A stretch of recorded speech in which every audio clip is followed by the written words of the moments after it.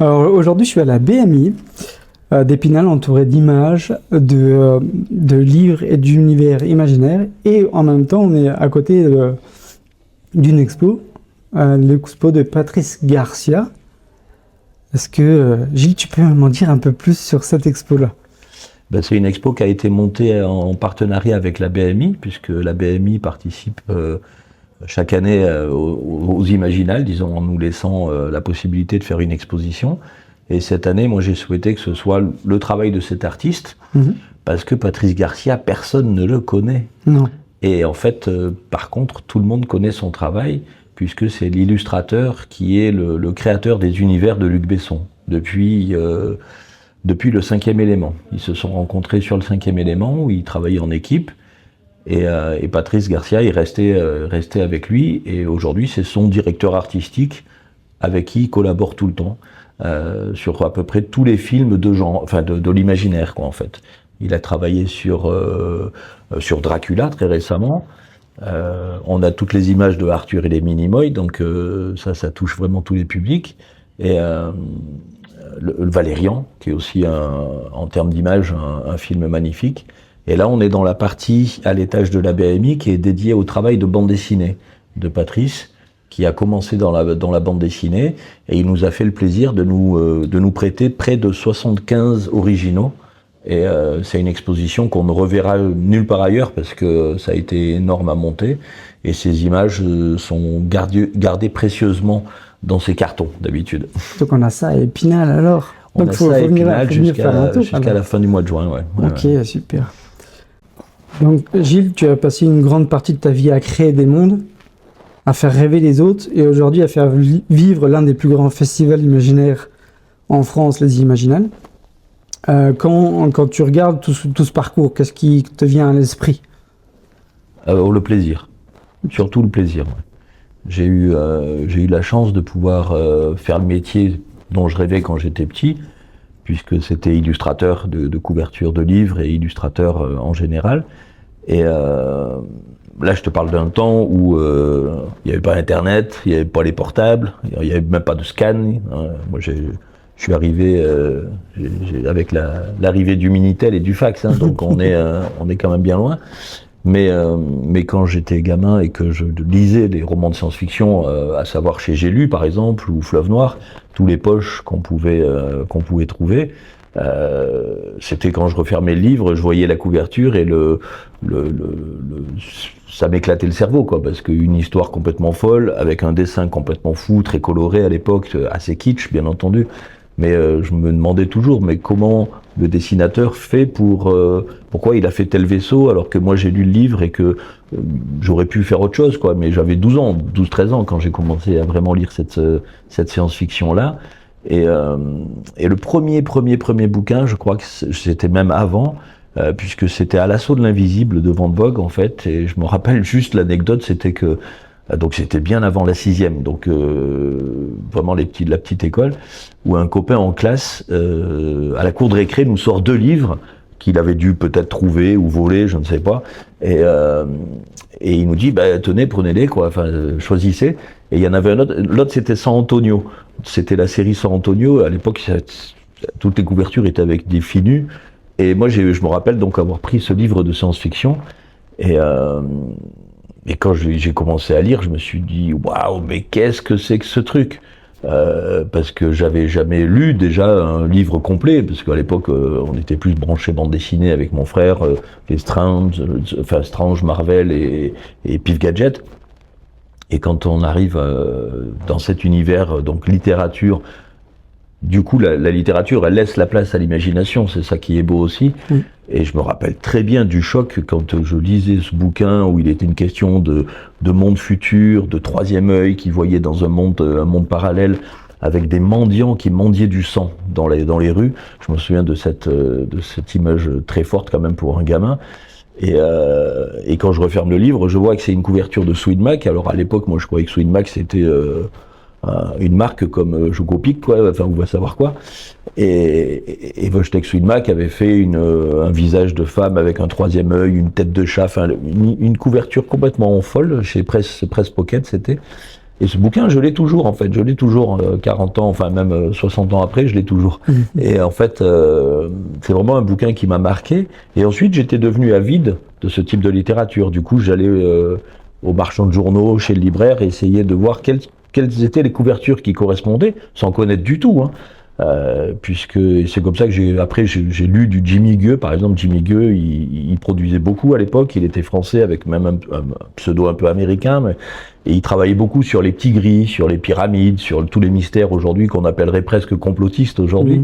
Mais c'était un truc qui éclatait le cerveau, bien entendu, parce que quand on a 11-12 ans, on tombe sur des textes comme ça, on se dit waouh, c'est ça le monde qui m'attend, mais ça va être génial.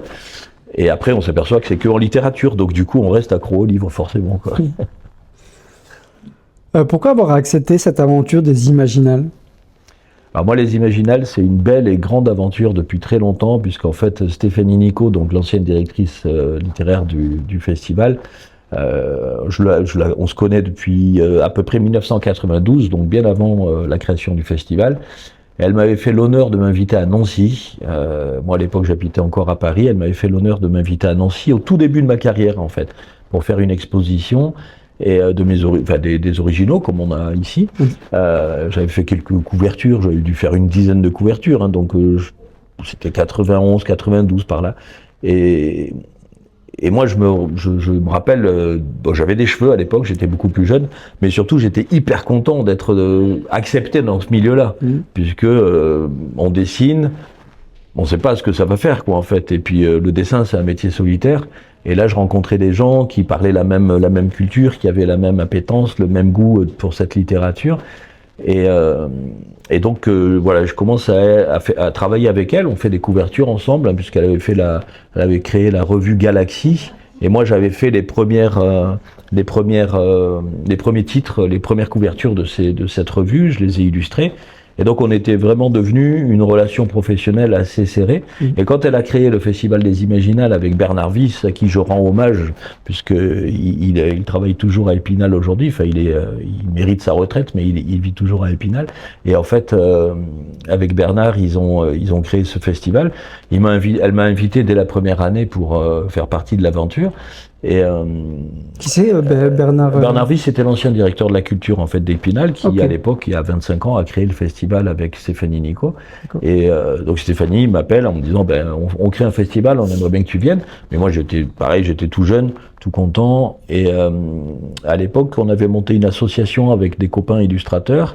Et on s'occupait dans les festivals de montrer le travail des illustrateurs, puisque malheureusement les illustrateurs, avant la bande dessinée, avant le jeu vidéo, tout ça, était assez inconnu en fait. On ne savait pas qu'il y avait des métiers spécifiques à la couverture de livres et tout ça. Et on faisait des fresques. Par exemple, on réalisait des fresques en direct, on se réunissait à 4-5, on faisait une grande fresque sur une toile.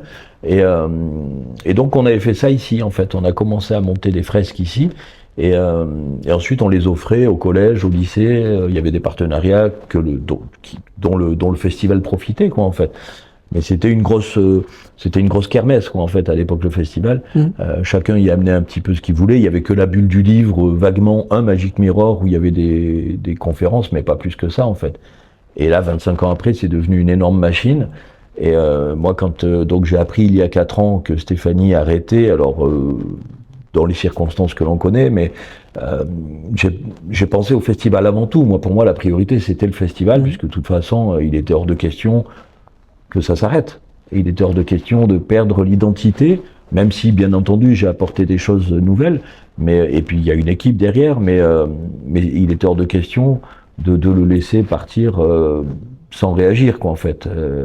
Et donc j'ai appelé la direction ici en disant, écoutez, je ne sais pas ce que vous allez faire, mais s'il y a une possibilité, je veux pouvoir présenter un projet, en fait, autour des Imaginales pour les prochaines années. Et c'est ce qui a été accepté. Et puis depuis, on travaille pour mener ce projet à bien.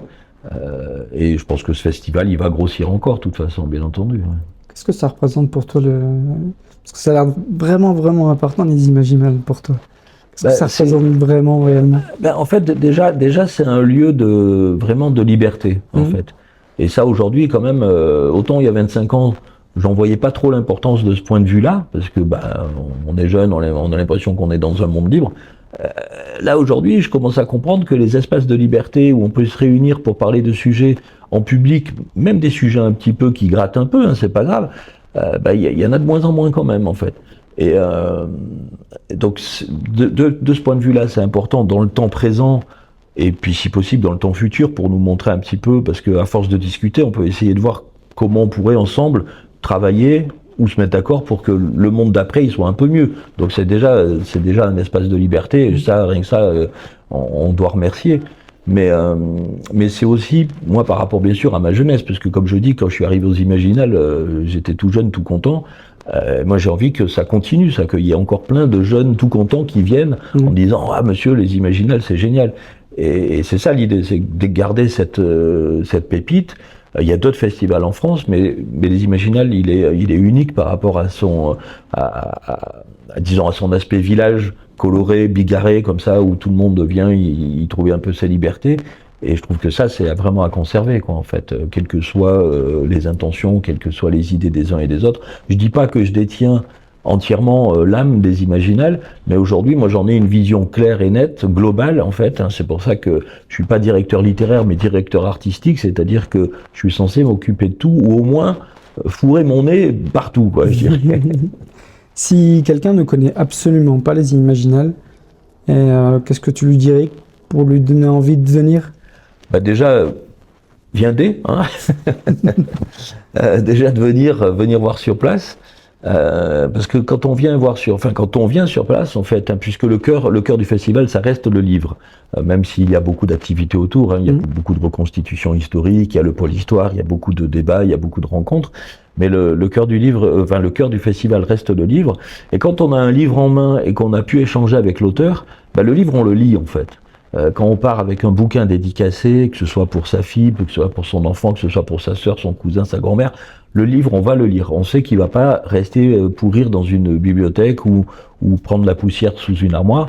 Là, il va être lu et à chaque fois, j'espère qu'il va faire le même effet que moi j'ai vécu à l'époque, c'est-à-dire le tsunami qui t'ouvre le cerveau et qui t'ouvre les chakras à 180 degrés. Parce que moi, Van Vogt, je l'ai jamais rencontré de son vivant, mais je le remercie de m'avoir ouvert la tête à ce moment-là, parce que c'est des gens comme lui, comme Clifford Simak, comme des grands écrivains de l'époque. Aujourd'hui, cette écriture, elle a un peu perdu en punch et puis en modernité entre guillemets, mais les univers restent les mêmes. Quand on voit les réadaptations, par exemple, au cinéma, que ce soit Dune, que ce soit tous les gros films qui sont tirés d'univers de livres aujourd'hui, remettent un petit peu au goût du jour ce type de littérature. Et dans le festival, en fait, ça permet au public de rencontrer les héritiers de ça. Il y a Pierre Bordage, par exemple, qui nous a quittés cette année, malheureusement, mais qui était là chaque année. Et Pierre Bordage, c'est un des derniers créateurs de grands livres comme ça, quoi, en fait, de grandes sagas, de space opéra, grandes sagas, de remise en question d'un système entier. Et quand on lit du Pierre Bordage, il y a toujours, bien sûr qu'il y a le héros, il y a l'héroïne, il y a toujours la fresque épique derrière ça, mais surtout le discours, c'est mais si on s'y était pris autrement, en fait, on pourrait vivre les mêmes choses ici sur Terre, quoi, en fait, si on avait cette même conscience. Parce que souvent, par exemple, il y a des peuples souvent télépathes, par exemple. Et quand on pousse le principe de la télépathie dans un livre de science-fiction, en fait, on se dit, mais finalement, sur Terre, c'est juste l'empathie. Et cette empathie-là, si on pouvait la pousser, on se rendrait compte qu'en fait, on a les mêmes pouvoirs que dans les films, dans les livres de science-fiction, finalement. Il suffit de vivre ensemble et de se mettre ensemble pour de bon, quoi, en fait. Et c'est pour ça que moi, par exemple, sur les Imaginales, j'impose un thème. Je diffuse un thème chaque année. Depuis 4 ans, j'essaie de travailler sur des thèmes qui touchent l'humain. On a eu Memento Mori, par exemple, sur la fin de l'existence, mais la fin du livre. Hein, comme je disais, un mauvais livre s'arrête. Même un mauvais livre a une fin. Donc, c'était aussi une question un peu existentielle pour pouvoir créer des discussions ensemble avec les auteurs. Et puis savoir, qu'est-ce qu'on fait de cette finitude des choses, entre guillemets. Et cette année, ça a été Alter Ego, parce que moi j'ai un frère jumeau, donc j'ai voulu essayer de communiquer.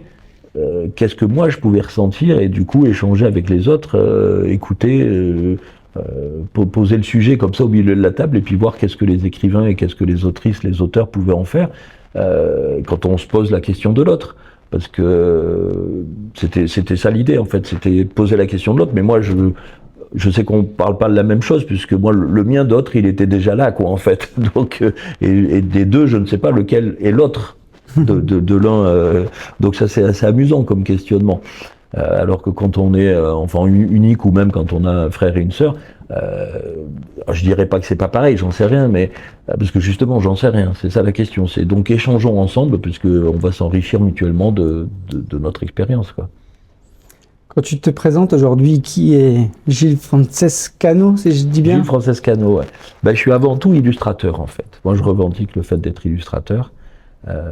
Alors pompeusement illustrer, ça vient de mettre en lumière. Et en fait, l'idée pour moi sur le texte, puisque je dois être un des derniers illustrateurs au monde à lire les livres qu'il illustre. Je lis le bouquin, des fois je le relis, des fois je le re-relis parce qu'il y a eu des textes, un petit peu lourds ou un petit peu longs dont j'arrivais pas vraiment à trouver quoi en faire en fait. Ça m'est arrivé bien entendu. Mais à chaque bouquin, ça a été une belle surprise. Quand l'auteur est vivant, c'est mon premier spectateur. Donc déjà, j'ai qu'une envie, c'est lui ou elle lui faire plaisir. Parce que c'est des gens qui ont travaillé 1 an, 2 ans d'arrache-pied sur un texte, et j'ai envie de leur faire le cadeau de la couverture, quoi, en fait. Il y a eu des fois où je me suis planté. On peut le reconnaître quand même. Il y a eu des fois où ça a été quand même des trucs un peu bizarroïdes qui sont sortis, mais c'est pas grave. Bon. Mais par exemple, je crois que la 2e couverture que j'ai fait de ma carrière, c'était Pierre Barbet, un auteur français qui est mort aujourd'hui, dans les années 90. Et l'éditrice m'avait rappelé en me disant « Gilles, en 40 ans de carrière, c'est la première fois qu'un auteur m'envoie des fleurs pour la couverture de son livre. » Donc elle avait reçu un bouquet de fleurs au bureau pour la remercier de la beauté de l'objet. Et donc j'étais hyper content. Et je pense que, mine de rien, ce bouquet de fleurs, il a été déterminant, parce qu'après, elle m'a donné quand même plein de couvertures à faire. Et ça a dû être important dans ma carrière, forcément, parce qu'il n'y aurait peut-être pas eu ces fleurs, peut-être que je serais encore en train de galérer, quoi. Justement, tu as toujours préféré raconter des histoires par les images plutôt que par les mots? C'est pas ma formation. Moi, au départ, je suis vraiment illustrateur. J'ai Bac+1, donc je peux pas tellement le revendiquer. Mais après, bon, j'écris beaucoup, je lis beaucoup. Et puis bon, les études ne veulent pas dire grand-chose aujourd'hui de toute façon, donc c'était pas gênant. Mais c'est vrai que l'image est beaucoup plus. Pour moi, elle a plus de sens. Parce qu'on n'a pas de langage commun en fait en image. En fait, on a un crayon, on a un papier, mais même dans le tremblé du crayon, en fait, on n'a pas de code commun. Alors que sur l'écriture, il y a les mots, bien entendu, il y a un alphabet entre guillemets. Et la seule différence, ce serait la sonorité, peut-être à l'oralité. Quand on raconte un texte à l'oral, on sent bien on sent mieux l'intention de l'auteur, en fait. Moi, j'adore, par exemple, sur les imaginales, on a beaucoup de lectures à voix haute. Là, avec Stéphane Plateau, par exemple, des auteurs qui ont mis ça en place au départ un petit peu à la sauvage, et moi j'ai envie qu'on grossisse encore ça, parce qu'une lecture du livre, en fait, c'est retrouver un peu la racine du livre, en fait, parce que on parle d'agencement de mots qui sonnent, et ça on l'oublie souvent, en fait, et quand un texte il est dit à l'oral, il fonctionne mieux que juste le lire, en fait. Il résonne autrement, en fait. Et souvent, enfin d'ailleurs, de toute façon, les auteurs, quand ils écrivent, s'intéressent à l'oralité du texte, au son, parce qu'ils savent pertinemment que même si on le dit pas à l'oral, ça aura de l'importance dans le cerveau. Enfin, il y a dans les connexions que ça crée, quoi. Et le dessin, c'est un peu pareil, en fait. Deux objets mis ensemble, la manière de dessiner un objet. Je regarde les planches là autour de moi de Patrice Garcia. Je sais pertinemment que si on avait un saltimbanque à dessiner, on le dessinerait pas de la même manière. Parce qu'en fait, quand on dessine ou quand on écrit ou même quand on parle de ce qu'on connaît, en fait. Moi, si je décris le bleu, par exemple, de certaines tenues, je sais qu'on va pas parler du même bleu. Je parle du bleu que moi je perçois. Et ça, pour le coup, je l'ai bien vu avec des amis illustrateurs dans ma carrière au début, même après, quand j'ai bien connu des illustrateurs. Quand on démarre en illustration, on se compare un peu, on essaie de se challenger par rapport à d'autres. Et après, je me disais, mais en fait, on n'a pas les mêmes yeux, on n'a pas les mêmes bâtonnets, on n'a pas les mêmes codes. Le bleu qu'il fait, je suis incapable de le faire parce que je savais même pas qu'il existait en fait. Et du coup, il y a des personnes, des artistes comme Manchu par exemple, moi qui m'ont toujours complètement explosé le cerveau avec les magnifiques couleurs qu'il arrivait à agencer, alors que moi j'en étais bien incapable en fait. Ouais. Donc du coup, pour toi, on n'arrive pas à faire la même chose en dessin qu'en écrit. C'est pas les mêmes sensations. Le dessin, il parle plus de la personne qui a dessiné quand même. En écrit, on laisse la part à celui qui perçoit l'écrit, à imaginer son monde et tout ça. C'est pour ça que le livre a quand même de l'importance. Et puis, quoi qu'on en dise, le livre, ça reste quand même l'objet le moins cher et le plus accessible au monde pour te faire découvrir des heures de plaisir vers l'ailleurs, quoi, entre guillemets. C'est vrai, parce que genre, si on reçoit un SMS, on a deux façons de le lire. Et puis, des fois, on peut le prendre mal, le SMS. Ah oui, alors oui, bien on le dit pas forcément. Ouais, bien sûr. Non, aujourd'hui, c'est vrai que la communication écrite, elle est très raide. On peut passer un sentiment un petit peu, juste, je sais pas, une vague critique par SMS, et là, tu te fais démonter parce qu'on croit que c'est une super, c'est d'une violence pas possible. Et donc, je pense c'est parce qu'en fait, on réduit un peu le vocabulaire. S'il y a plus de mots, un SMS, on essaye d'aller au plus court.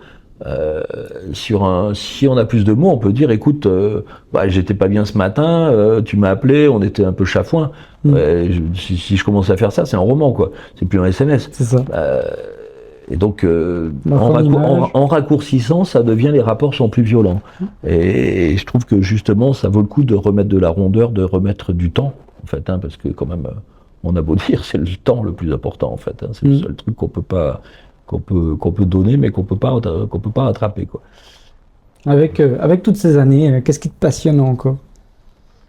Ah ben, moi j'ai juste l'impression de pas juste avoir terminé, quoi, en fait, quoi. C'est n'importe quoi. Enfin. T'as encore 12 ans, à peu près, ouais, 12 ans, 13 ans, ouais.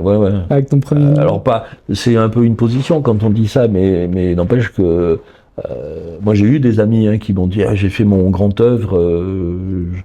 Et en fait, jamais de ma vie, ça m'est arrivé de dire un truc comme ça. Moi, j'ai juste envie, c'est de bouffer l'instant présent. Je me mets toujours dans des situations qui m'obligent à rester vigilant, que ce soit m'embarquer dans une nouvelle aventure, par exemple, assez tard dans ma carrière sur les Imaginales. Je travaille à côté de ça pour les Utopiales en tant que commissaire d'expo, qui est quand même aussi le deuxième plus grand festival en France. Donc c'est des choses qui m'occupent bien. Chez moi, je vis sur un bateau. Donc le bateau aussi, ça occupe pas mal, quoi, en fait, parce que quand on s'embarque dans cette galère, on comprend mieux pourquoi la galère c'est le nom d'un bateau aussi. Donc il y a tout un truc qui fait que, bien sûr que voilà, c'est pas fini, le dessin n'est pas fini, quoi, je dirais. Tu penses qu'à force d'être dans l'imaginaire comme ça, tu gardes un peu ton âme d'enfance? Moi, j'estime avoir été protégé. J'ai eu le sentiment d'avoir été protégé, parce que quand on passe son temps à dessiner et que la seule problématique, qui est déjà énorme, c'est une page blanche qu'on doit remplir, on est obligé de se projeter dans cet univers complet. C'est pas un récit, c'est une image complète, en fait. Donc il y a la composition, puisqu'une image, elle est composée. Si l'objet on le met à droite, on sait qu'il va être perçu de telle manière. Si on le met à gauche, si le visage il est de biais, si le corps, tout ça, comment ça s'articule par rapport à un fond, par rapport à un décor, par rapport au titre, par exemple, parce que ça, la contrainte de la couverture, moi j'adore les contraintes parce qu'elle oblige à trouver sa liberté dans ces contraintes-là. Et la couverture, ça a été une belle épreuve pour ça, une belle expérience. Mais j'ai perdu ta question. Je parle trop, je te l'avais dit. Ton âme d'enfance. L'âme d'enfance. Ouais, donc le fait d'avoir été protégé, en fait, parce que bien sûr que voilà, dessiner, je trouve que c'est. Alors, il y a eu des hauts et des bas, il y a eu des bonnes galères quand même, parce que j'ai fait plein de choses. J'ai dessiné pour des forains, j'ai fait des manèges, j'ai fait des tas de trucs, j'ai fait des camions, mais parce qu'il a bien fallu répondre à ce désir de dessin et de rester indépendant. On parlait du temps tout à l'heure, le temps, liberté, il y a quand même un espèce de truc comme ça qui m'est cher. Et donc là-dessus, ouais, je trouve que ça m'a protégé pour pas vieillir trop cynique. Parce que ça, c'est le truc, c'est l'enfer sur Terre, ça. C'est l'enfer. Le cynisme, c'est l'enfer. Ouais. Justement, à quoi ressemblait le petit Gilles? Le petit Gilles, il partageait ses jouets avec son frère jumeau. Donc déjà là, tu es obligé, tu vois, de penser à l'autre. Alors un peu avec la bagarre aussi, bien entendu, mais on est très très proches l'un de l'autre, et c'est assez rigolo parce qu'on se ressemble comme deux gouttes d'eau. À chaque fois, on se dit mais non, c'est pas possible. Et voilà, on s'appelle quasiment tous les jours encore, tu vois. Donc c'est rigolo. Mais voilà, quand on est gamin en fait et quand on est jumeaux, ça nous ostracie. On est un peu ostracisé par les autres parce que dans la cour de récré, il y en a pas beaucoup des jumeaux quoi. Et les deux gamins qui ont les deux têtes pareilles, c'est souvent c'est rigolo d'avoir des copains qui ont des têtes pareilles, mais souvent c'est un objet de moquerie aussi quoi en fait, de taquinerie, de choses comme ça. Et donc ça nous a liés, mais après en même temps ça nous a permis de créer une espèce de petite bulle à nous quoi en fait, parce qu'on se retrouvait, il y avait toujours un copain, il fallait un troisième larron pour tenir l'équilibre entre guillemets, pour qu'on se bagarre pas trop. Et aujourd'hui c'est encore un petit peu ça en fait. On voit bien comment c'est des systèmes en fait. Les gens par rapport aux autres c'est des systèmes, et puis plus on se côtoie, plus l'un réagit en miroir par rapport à l'autre. Et je le vois moi par rapport même au travail hein, aujourd'hui, cette observation que j'ai eue de l'autre quand on était petit me permet des fois de décrypter mieux ce qui se passe autour de moi, par exemple.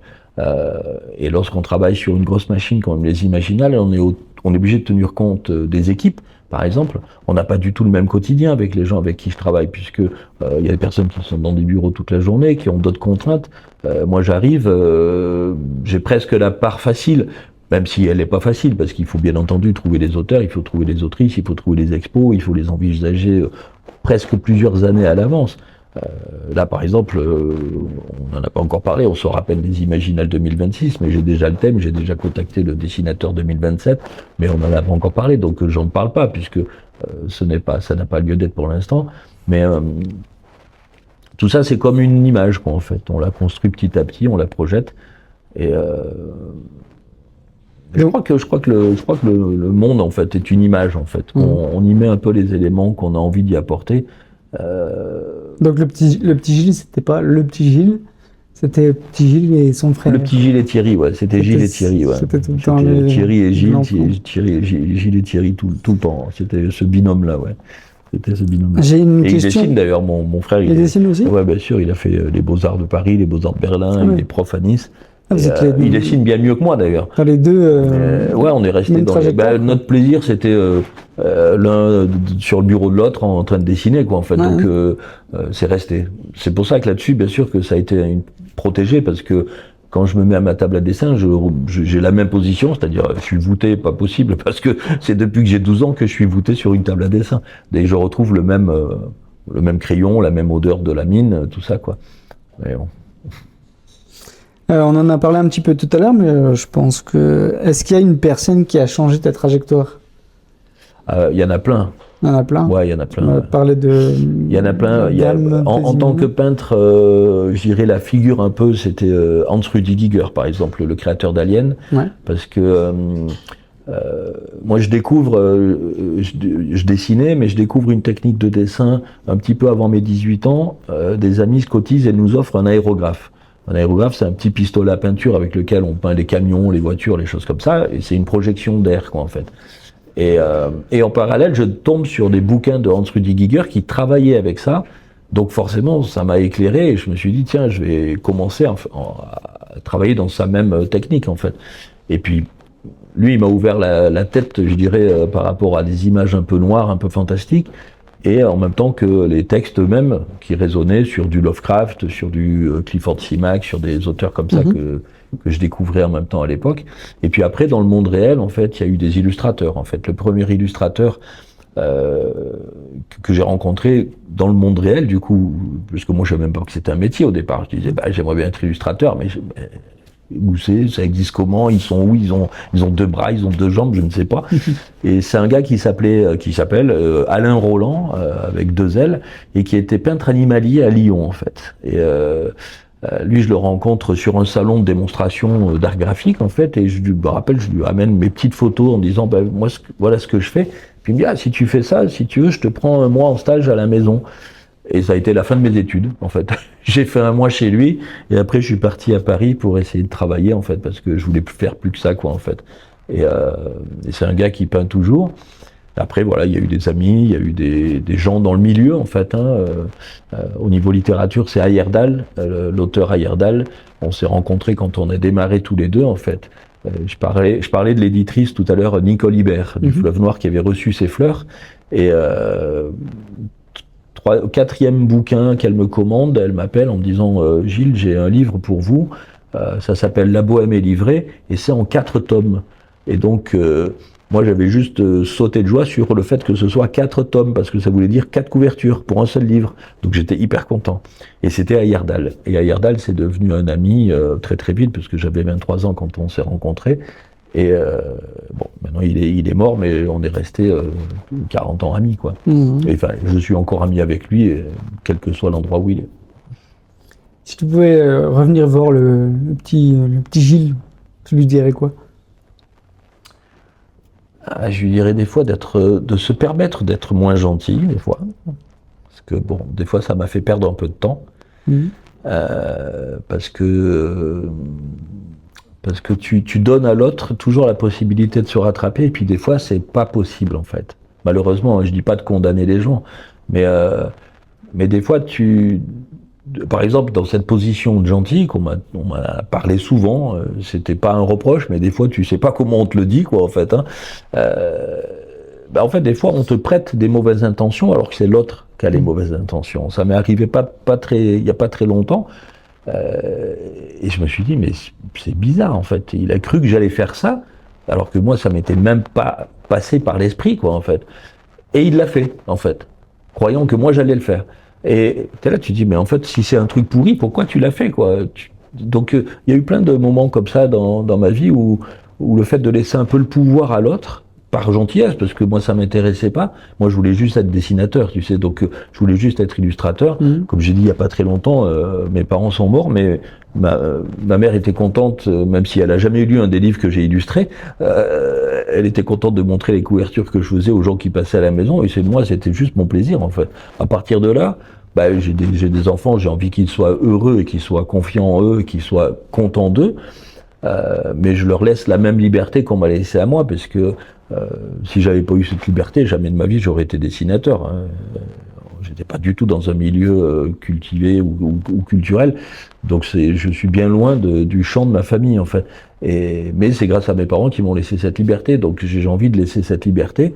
Mais des fois, laisser cette liberté, que ce soit pour ses enfants ou pour les autres, c'est se mettre en retrait.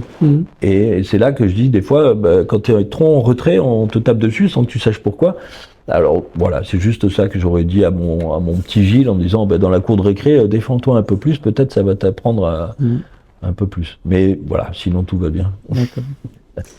Quelle est la partie la plus difficile dans une vie de créateur? La foi. Garder la foi. En fait. Toujours croire... Ouais, garder la foi, parce qu'il y a eu des moments très durs, il y a eu des moments merveilleux, mais cela... En fait, c'est comme dit le texte If, c'est des mensonges, quoi, aussi bien dans un sens que dans l'autre. Donc c'est garder cette constance, quoi, en fait. Et ne pas laisser croire que c'est arrivé, et ne pas laisser croire que la difficulté, elle va t'abattre aussi, quoi. Alors je suis pas dans le résilient, hein. Ça c'est le truc, pour moi, si on peut se permettre, si on peut éviter de s'en prendre plein la gueule pour être mieux, tu vois, c'est bien. Hein. Donc le côté résilient, moi, c'est pas un concept que j'apprécie beaucoup, parce que je trouve que si on est plutôt bienveillants tous les uns avec les autres, il n'y a pas de raison qu'il y en ait un qui en prenne plus dans la gueule qu'un autre, quoi. Mais c'est pour ça que je pense que ce concept, il a été fait après qu'il y a eu des agresseurs et des victimes. Et s'il pouvait ne pas y avoir d'agresseurs ni de victimes, ce serait encore mieux, quoi, en fait. Et donc je pense que c'est garder la foi pour pas te sentir arrivé, mais pas te sentir non plus trop descendu par les difficultés, et puis croire en toi, tu vois, pas d'une manière orgueilleuse ni supérieure, mais dire que toi tu as un truc à apporter, que tu as envie de l'apporter, et que même si c'est pas entendu, toi tu l'auras apporté quand même, en fait, et ça c'est l'essentiel, quoi. Je me rappelle que quand j'avais 16 ans, je crois, il y avait eu un espèce de... Comment ils appellent ça? Tu sais, les portraits chinois qui étaient passés dans la classe, les questionnaires, tu sais, ou avec des questions un peu bateau. Et il y avait une question, je me rappelle de la réponse, puisque c'était une question, c'était pour vous, qu'est-ce que c'est le bonheur? Et je me rappelle que tous les potes, ils m'avaient dit, mais c'est n'importe quoi.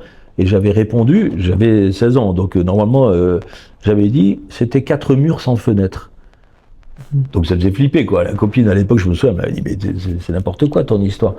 Mais en fait, je crois qu'il y a quand même une part de vérité, parce qu'en fait, je crois que ce qui rend les gens malheureux, c'est la tentation, en fait. C'est toujours regarder l'autre, la jalousie. La jalousie, moi, franchement, j'ai dû y travailler très très tôt, parce que quand tu as un frère jumeau qui est tout le temps là, dès le plus jeune âge, si tu passes ton temps à regarder ce qu'il a dans son assiette, t'es mort. Parce que du coup, t'es tout le temps insatisfait. Tu vas toujours vouloir lui prendre. Tu vas, bah, pourquoi lui il a tel habit, pourquoi moi j'ai donc à un moment donné, t'es obligé de travailler là-dessus. Et puis après, le reste, tu dis, bah, tant mieux, si lui il a fallu ce truc-là pour qu'il soit heureux, bah, tant mieux, au moins ça le rend heureux. Et je crois que parce que on est dans un monde de tentation, quoi, en fait. On voit bien aujourd'hui avec YouTube, tout ça, ils ont tous l'impression de vouloir tous la plus belle bagnole, les plus beaux fringues et autres. Alors que si tu t'en fiches, eh ben, t'es vachement plus libre, en fait. C'est vrai. C'est vrai. Est-ce que l'imaginaire t'a aidé dans des moments de ta vie? Ouais, complètement, bien sûr. Dans tous les moments. Dans tous les moments. Moi, c'est pour ça qu'aujourd'hui, par exemple, le festival est très, très important pour moi, mais du point de vue des auteurs et des autrices. Et je leur dis régulièrement que c'est eux, moi, qui m'ont fait vivre. Moi, je suis pas auteur de romans au départ, donc je peux pas dire que j'ai eu un rapport avec l'éditeur constructif, des trucs comme ça. Moi, c'est les auteurs et les autrices qui m'ont fait confiance, et eux, ils m'ont permis de donner à manger à mes enfants, ils m'ont permis de créer une famille. Et ça, bah, merci, quoi. Merci la vie, merci les auteurs, merci les autrices, quoi. Après toutes ces années de création, qu'est-ce que tu as appris? Bah, à être heureux, je crois. Ouais. À être heureux, en fait. Ouais. Des fois, il y a des sentiments dont on entend parler, où des fois, je me dis, mais je sais même pas de quoi il me parle. La joie, par exemple, c'est un truc que j'ai un peu de mal à comprendre, la joie. Enfin, quand on parle de la joie, je me dis, mais j'ai l'impression d'un marsupilami, tu vois, et du coup, je suis pas quelqu'un qui ressent ce type de truc. Mais le bonheur, oui. Ouais, le bonheur, comme presque en deux mots, quoi, en fait. Vraiment le moment d'être là, le moment de partager, le moment d'entendre des choses, de voir de belles choses, de sentir de belles choses, quoi, en fait. Des gens bien, parce qu'il y en a plein, en fait. Et là, par exemple, dans le cadre des Imaginales, on fait des interventions, par exemple, dans le centre pénitentiaire, tout ça, dans les maisons d'arrêt. Bah, à chaque fois, je dis, quand on parle aux gens, en fait, il n'y a pas de méchants, en fait. Franchement. Enfin, je crois pas. Hein, moi, je suis vraiment naïf, peut-être. Tu as connu, justement, j'aime bien cette question, j'avais vraiment envie de la poser. Tu as connu le crayon, la peinture, le numérique et aujourd'hui l'IA. Qu'est-ce que tu en penses de l'IA? Alors pour moi, l'IA, c'est un peu... Alors c'est sûr qu'on peut dire que c'est un outil, mais moi j'en ai pas vraiment besoin, mais c'est un outil qui fait gagner du temps. J'ai entendu les arguments là-dessus d'amis illustrateurs qui me disaient que c'est un outil qui fait gagner du temps. Moi je pense qu'il y a bien plus derrière ça, hein, en termes de projet de société, parce que du coup la science-fiction, ce qui est bien quand tu bouffes de la science-fiction tous les jours depuis que tu es tout petit, t'apprends que tu peux anticiper un peu les choses. Et je crois que ce qui nous manque, c'est juste un pouvoir d'analyse. Et parce que c'est comme je dis, un auteur qui passe ou une autrice qui passe 1 an, 1 ou 2 ans sur un sujet d'anticipation, par exemple à 20, 10, 30 ans, il a une chance sur une, quasiment, de tomber juste. Parce qu'en fait, s'il tient compte de tous les éléments présents, il les pousse à N+1 et il va tomber juste, en fait. Donc c'est ce temps d'analyse qui nous manque. Donc là, il y a une espèce de, bien entendu, de course effrénée. Donc si on se posait, on verrait bien entendu que la société qui est dessinée par ça, elle peut être magnifique, en fait. Mais il faut plusieurs autres éléments. Moi, je crois absolument que ça pourrait libérer l'homme, entre guillemets, de la corvée. Là, pour l'instant, ça le libère du projet artistique. Alors, c'est un peu dommage. Mais en parallèle de ça, si on pense politique, revenu universel, des choses comme ça, moi, je suis d'accord. Pas de problème. Mais voilà, faut faire attention parce que derrière, je pense qu'il y a un autre projet. Si c'est un projet de libération et de confort, pourquoi pas? Si c'est un projet d'asservissement, bon, ben, ça vaut le coup de se reposer la question, quoi, en fait. Moi, je dis que la culture, c'est un projet démocratique, c'est un projet de liberté, c'est un projet d'expression libre. Le festival aussi, c'est pour ça que je le défends. Toutes les politiques sont acceptées au festival. mais pas les fascismes, par exemple, parce que vraiment, ça, c'est quelque chose, moi, dont je me tiens à l'écart. Je sais insidieusement comment ça peut être. Moi, je suis issu d'une famille pied noir qui a connu les guerres, qui a connu les manipulations politiques, et moi, j'ai pas envie de ça. J'ai envie de parler à l'autre, j'ai envie de le découvrir. J'ai pas envie qu'on me dise, fais attention à l'autre, en fait. Et parce que je pense que il y a un projet, on peut pas rejeter les gens, parce que c'est se rejeter soi-même, et pourquoi lui et pas moi, enfin, bref, il y a tout un tas de trucs qui fait ça. Mais l'IA, c'est un outil qui peut être dangereux, mais s'il est bien manipulé, donc ça on verra, pour l'instant on n'en a pas vraiment, c'est encore un balbutiement, il y en a de partout, mais c'est pas encore devenu un vrai projet de société, quoi, en fait. Je pense que dans 10 ans, on aura compris. C'est sûr, on aura compris ce que ça, à la vitesse où ça va, on aura compris où ça nous mène, ouais. Quand tu vois une image générée en quelques secondes, en fait, par une IA comme ça. Ben, moi, ça m'intéresse. Au début, ça m'a fasciné, bien entendu. On a tous été un peu bluffés par le truc. Mais en fait, aujourd'hui, on voit, quand je vois une image IA, on voit juste les similitudes avec les autres images. Et c'est ça qui, tout à l'heure, je parlais de la qualité du trait d'un dessinateur. Quand je regarde un dessin de Garcia, je sais pertinemment que le petit vieux qui est dessiné sur la 3e case, il y a que lui qui peut le dessiner comme ça, en fait. Alors que l'IA, on a des trucs génériques, et donc il y a toujours déjà un peu des invraisemblances, mais surtout des choses très communes qu'on retrouve partout, en fait. Et je vois, il y a beaucoup de municipalités qui communiquent avec des images comme ça, assez faciles, tout ça. Je trouve que c'est un peu dommage, quoi, en fait. On nous vend un monde parfait. Parce que même les images générées comme ça, même quand elles sont un peu poussées, elles sont hyper parfaites, presque. Et on a l'impression de vivre chez Amélie Poulain, quoi, tout le temps. Et donc c'est totalement artificiel, quoi, en fait. Parce qu'on m'avait reproché cette image-là à Genève, justement, d'avoir vendu un Paris ultra propre, ultra clean, ultra joli. Et c'est ce que est en train de nous vendre un peu l'IA. Ouais. Qu'aimerais-tu transmettre à travers les Imaginales ? Eh ben, au moins cet espace de liberté dont on parlait tout à l'heure, quoi, en fait. Le plaisir de lire, déjà, le plaisir de découvrir des auteurs, parce qu'on reste à ça, moi je reviens à ça, même s'il y a les expositions, même s'il y a les animations autour. L'idée, c'est 3-4 jours avec les nocturnes, parce qu'il y a durant les nocturnes, il y a des spectacles magnifiques qu'on essaye de mettre en scène. Dans toute la ville. Dans toute la ville, voilà, pour faire participer, pour dire que là, il y a 4 jours consacrés à l'imaginaire et à la liberté, sans violence, bien entendu, et autour du plaisir du livre. Et que même si quelqu'un vient, par exemple, aux Imaginales et qu'il soit, entre guillemets, bluffé par les couleurs, par les stands, par les commerçants, par les nocturnes, par exemple, tout ça, mais qu'à un moment donné, il se pose la question en se disant, mais en fait, tout ça, finalement, c'était pourquoi ? Et qu'il arrive à la bulle du livre et qu'il se... mais c'était pour lui, pour que je découvre ce petit auteur-là dont j'ai jamais entendu parler, parce que les grands médias s'intéressent pas à la littérature de l'imaginaire, et alors que les gens en vivent, c'est un vrai marché, c'est une vraie économie, et le faire découvrir, l'amener par les lumières de la ville jusqu'à la bulle du livre pour qu'il voit le livre qu'il a envie de lire dans les prochains jours, quoi. Et en même temps, pendant les Imaginales, il y a aussi donc des expositions comme ici à la BMI. Il y en a aussi, ils projettent un petit peu dans les rues d'Épinal. Voilà, il y a tout Épinal, il y a le concours de mapping avec donc des projections faites par les étudiants.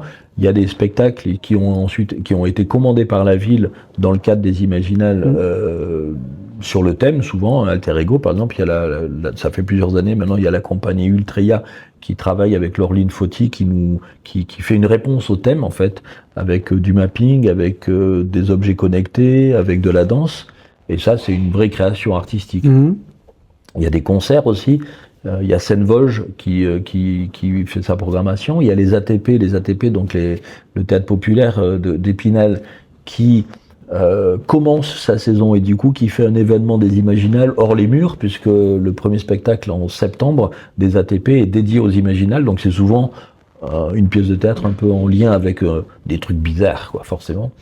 Et ça permet d'avoir un peu la présence des Imaginales dans la ville le reste de l'année. Mais tout ça, voilà, c'est pour montrer des créations, montrer de la beauté, je dirais. Et moi, mon envie, c'est de montrer les créateurs derrière ces choses-là, que ce soit pas juste des choses générées par la machine ou qui soient juste là pour une compétition quelconque en fait. Moi j'aime bien quand il y a du sens. J'aime bien quand on travaille sur des gens qui ont passé leur vie à faire ça, par exemple. C'est pas juste décorer une ville, c'est aussi montrer le spectacle de quelqu'un qui a passé sa vie à faire ça, par exemple. Mhm. Et donc, voilà, les Imaginales me permettent ça, quoi, en fait. Donc, t'as pas quelque chose à nous spoiler pour l'année prochaine? Rendez-vous l'année prochaine. Allez, je vous donne une couleur, c'est bleu. Bleu. Bleu. Ok. Bleu, bleu, bleu. Qu'est-ce que tu, dans 30 ans, t'aimerais que les Imaginales, ça ressemble à quoi? Ou Déjà, qu'est-ce qu'on retienne, ou qu'est-ce que... alors que quel que soit ce qui se soit passé entre-temps, déjà que je sois toujours là, ce serait bien, non peut-être pas, mais en tous les cas que je sois toujours vivant sur mon bateau tranquillement à lire les bouquins trouvés aux Imaginales. Mais bien sûr, mais l'idée c'est que peut-être que le livre sera encore là en fait. Et c'est ça qui serait amusant d'avoir encore un livre papier au milieu d'une société hautement technologique. C'est que ce serait quand même d'avoir un livre papier en fait.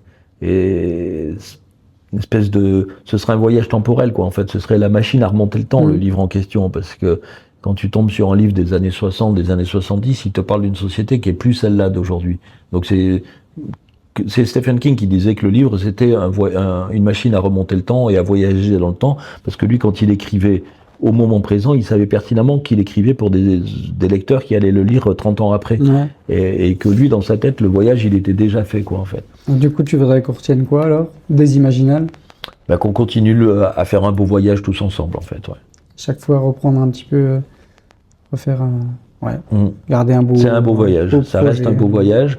C'est un voyage qui a été, Stéphanie, Nico, même tout ça, si je parlais des premiers créateurs, mais je pense que ce festival, il a eu besoin d'exister, en fait. Presque d'une manière spirituelle, je dirais qu'il existait même avant que eux le mettent en place, en fait. Et il existera après nous. Et ce type de manifestation, ça appartient à plus personne, en fait. Comme je leur dis, des fois, il suffit, même si on reste assis toute l'année, le festival va grossir quand même. Parce que les gens ont besoin de ce contact, ont besoin de sortir, ont besoin de voir. Et le confinement nous l'a prouvé, en fait. Dès qu'on a pu repartir dans les rues, c'était reparti comme de plus belle. Et le festival profite de ce type de temps parce que on a plus besoin de cet espace de liberté. Et si possible, le continuer ensuite dans le livre, chez soi, dans son fauteuil ou sur son lit, avec son café, et se dire, tiens, allez, j'ouvre un livre que j'ai acheté aux Imaginales. Eh ben, super, merci bien. Merci.